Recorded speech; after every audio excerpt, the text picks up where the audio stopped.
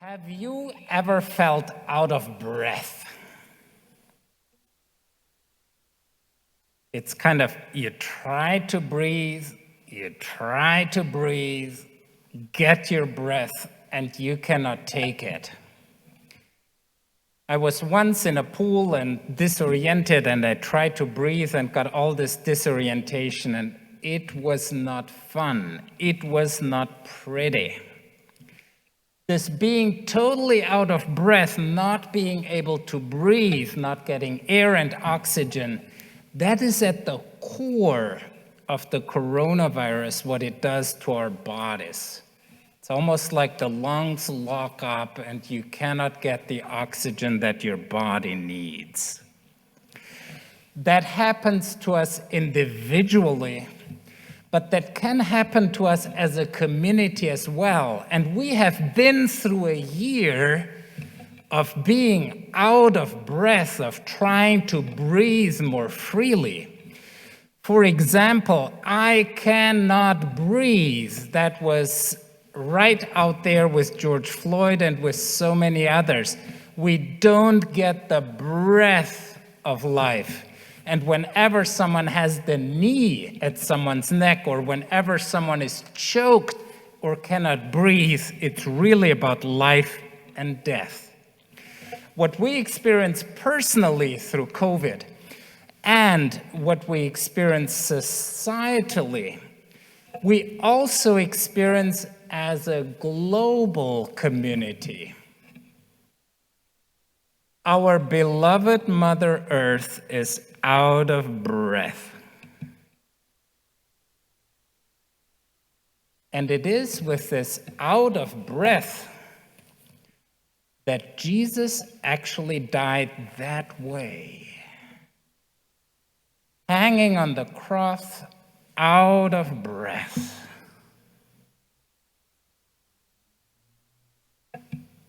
That makes you think, that makes us all think, doesn't it?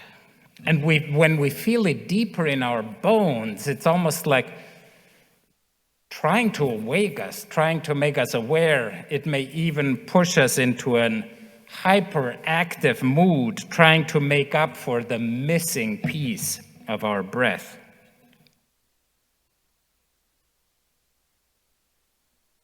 Ash Wednesday is about when things fall apart, when things break, when things get shattered, when things are incinerated and going up in smokes and a pile of ashes is left. What do we do with all of that?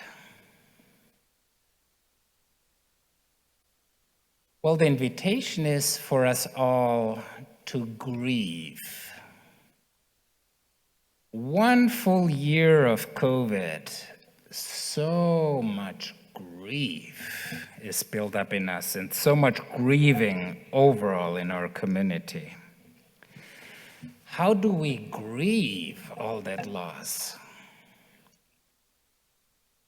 When we feel it in our bones, when we go into it rather than running away. We all can run away trying to hide under the blanket, trying to turn the music up, trying to get the distractions going on TV, and or many other things to numb the feeling of grieving through substances, through entertainment, through whatever. The invitation for us on Ash Wednesday and for the Lenten season is to go into the pain and to feel it in our bodies. To feel the pain, to feel the cutting, the stinging, the hurting, and to stand in front of a pile of ashes of whatever fell apart and grieve. There is gonna be no new life without the grieving in it. And the preparation for Easter from today, from this Ash Wednesday, moving toward Easter, is walking through the valley.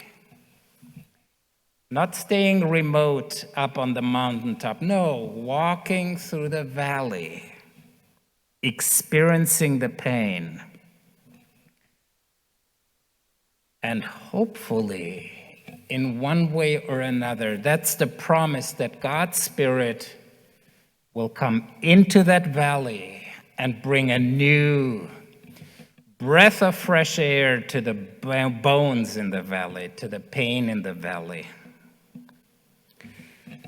Or think of the bulbs, like tulip bulbs or daffodil bulbs. They do not grow unless they have experienced the coldness of winter. You buy some fresh bulbs now, you plant them, they won't gonna grow. They have to be chilled, the coldness of it.